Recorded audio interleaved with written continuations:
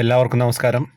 ഗുരുവായൂർ കുചേല ദിനമൊക്കെ കഴിഞ്ഞ ദിവസം പക്ഷേ വീഡിയോ ചെയ്യാൻ പറ്റിയിരുന്നില്ല. കുറച്ച് തിരക്കുകളൊക്കെ ഉണ്ടായിരുന്നു. അപ്പം ഇതൊരു ചെറിയ വീഡിയോ ആണ്. ഒരു 3 മിനിറ്റുള്ള വീഡിയോ ആണ്. നിങ്ങൾക്കറിയാമല്ലോ, നമ്മൾ കൂടുതലായിട്ട് വലിച്ചു നീട്ടാറില്ല വീഡിയോ. കാര്യങ്ങൾ മാത്രം പറയുള്ളൂ. അതുകൊണ്ട് തന്നെ ചെയ്യുന്ന വീഡിയോ നിങ്ങൾ കഴിയുന്നതും മുഴുവനായിട്ട് കാണാൻ ശ്രമിക്കുക. ഗുരുവായൂരപ്പൻ്റെ കാര്യമാകുമ്പോൾ ഒരു 3 മിനിറ്റെങ്കിലും നമുക്ക് അതിനുവേണ്ടി ഒന്ന് ചിലവാക്കാൻ പറ്റുമോ എന്നുള്ളത് ശ്രമിക്കാം.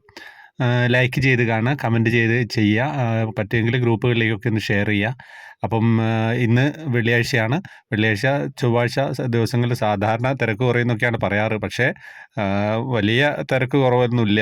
സ്വാമിമാരൊക്കെ ഉണ്ട്. അതുകൊണ്ടൊക്കെ തന്നെയാണ് തിരക്ക് കുറയാത്തതൊക്കെ. പിന്നെ കുചേല ദിനത്തിന് വന്ന ആളുകൾ ആരൊക്കെ ഉണ്ട് എന്നുള്ളതൊക്കെ ഒന്ന് കമൻറ്റ് ചെയ്യുക. ഇന്നിപ്പോൾ ഗുരുവായൂർ ആരെങ്കിലും ഉണ്ടോ എന്നുള്ളത് അതും ഒന്ന് കമൻറ്റ് ചെയ്യുക. അപ്പോൾ ഇന്നിപ്പം ഞാൻ വന്നിരിക്കുന്ന ഒരു വീഡിയോ എന്ന് പറയുന്നത്, നമ്മുടെ ഗുരുവായൂർ കേശവനെ എല്ലാവർക്കും അറിയാമല്ലോ. കേശവൻ്റെ തലമുറയ്ക്കായിട്ട് ആനക്കോട്ടയൊക്കെ ഉണ്ട് അല്ലേ, ആനത്താവളം. അപ്പോൾ അവിടെയുള്ള ആനകൾക്ക് എന്തെങ്കിലും പ്രശ്നം വന്നാൽ അത് ഗുരുവായൂരപ്പന് വരുന്നൊരു പ്രശ്നന്മാർ തന്നെയാണ് നമ്മളൊക്കെ കാണുക അല്ലേ. അപ്പം അങ്ങനെ ഒരു സംഭവം ഗുരുവായൂർ സംഭവിച്ചിട്ടുണ്ട്. പ്രശ്നമല്ല, പ്രശ്നം സോൾവ് ചെയ്യാനുള്ള ഒരു സംഭവം. റബ്ബർ മെത്ത തയ്യാറായിട്ടുണ്ട്. ആർക്ക്?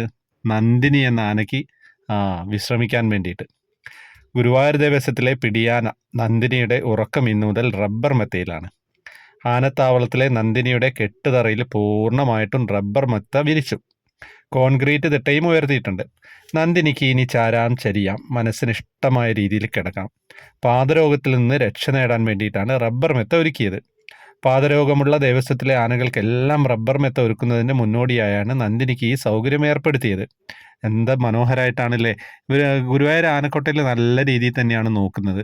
അത് നമ്മൾ നേരിട്ട് കാണുന്നതാണല്ലോ. നമ്മൾ അവിടെ പോയി കഴിഞ്ഞാൽ ആനക്കോട്ടയിൽ പോയ ആളുകളും പോവാത്ത ആളുകളും ഒക്കെ ഒന്ന് ഇവിടെ കമൻറ്റ് ചെയ്യണേ. ഗുരുവായൂർ വന്നാൽ ഒരു തവണയെങ്കിലും ആനക്കോട്ടയിൽ പോകണം. ഈ സൗകര്യം ഏർപ്പെടുത്തിയത് പുന്നത്തൂർ ആനത്താവളത്തിൽ നടന്ന ചടങ്ങിലെ പദ്ധതിയുടെ ഉദ്ഘാടനം ദേവസ്വം ചെയർമാനായ ഡോക്ടർ വി.കെ. വിജയനാണ് നിർവഹിച്ചത്. ദേവസ്വത്തിൻ്റെ ഭരണസമിതി അംഗങ്ങളൊക്കെ പങ്കെടുത്തിരുന്നു. Mallissery Parameswaran Namboothiripad, C Manoj, K R. Gopinath, Manoj B Nair, administrator K P. Vinayan, ജീവധനം ഡി.എ, കെ.എസ്. മായാദേവി എന്നിവർ ഒക്കെ സന്നിഹിതരായിരുന്നു. കെട്ടുതറകളിൽ മണൽ വിരിക്കുന്ന പ്രവൃത്തിക്കും ചടങ്ങിൽ തുടക്കമായി. കോയമ്പത്തൂർ സ്വദേശി മാണിക്യം എന്ന ഭക്തന്റെ വഴിപാടാണ് ഈ സമർപ്പണം.